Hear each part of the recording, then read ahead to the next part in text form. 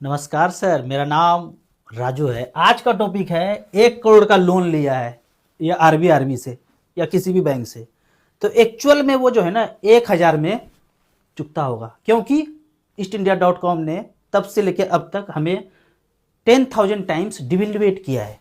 तो जो भी लिए हैं लोन टोन बैंक से, तो उनको 3 सवाल पूछना है कि भारत के पैसे में दूं कि इंग्लैंड के रुपये में। अभी जो हम रोकड़ा चला रहे हैं ना, ये इंग्लैंड का रुपया है। 47 के पहले जिसका था अब भी उसका ही है।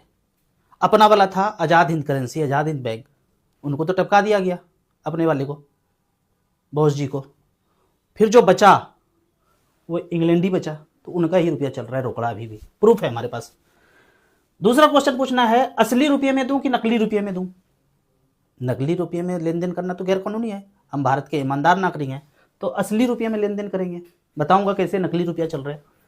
तीसरा है डिवेल्युएटेड में दूं कि एक्चुअल रियल मनी में दूं। डिवेल्युएटेड में भी लेन देन करना अपराध है, तो इसको एक कहानी से समझते हैं।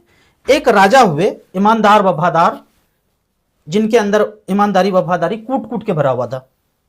तो राजा का दरबार इतना बड़ा था कि भाई सामान भी चाहिए भाई, चावल दाल जीरा मरीच धनिया गुंडी मिठाई आलू सेब अमरूद केला, ये तो हर दिन चाहिए। तो उनके राज में 10 रुपया सोने का सिक्का चलता था, 1 रुपया चांदी का सिक्का चलता था। तो बार बार सोना चांदी कौन निकाल के तिजोरी से दे। तो राजा साहब क्या करते थे, पर्ची देते थे सबको 2 पर्ची आज दे दो। एक दिन के बाद सुबह सुबह दरबार लगेगा, मंत्री जो है सबको उस हिसाब से पैसा दे देंगे। अब वो जो पर्ची देते थे, एक बड़ा अच्छा सुनहरा कार्ड था, कार्ड में साइन करके ठप्पा मार करके वो 3 रुपया आज का उस समय का 1 फूटी कौड़ी। बताऊंगा फूटी कौड़ी क्या होता है। पहले छोटा छोटा पैसा चलता था, तो उसको क्या नाम था, उसका क्या नाम था, तो वो कार्ड बनाने में आज का 3 रुपया उस समय का 1 फूटी कौड़ी चलता था, यूज होता था। तो ये जो जब भी दरबार लगता था सुबह सुबह, तो जितने वेंडर ने काम किया है पर्ची लौटाते थे।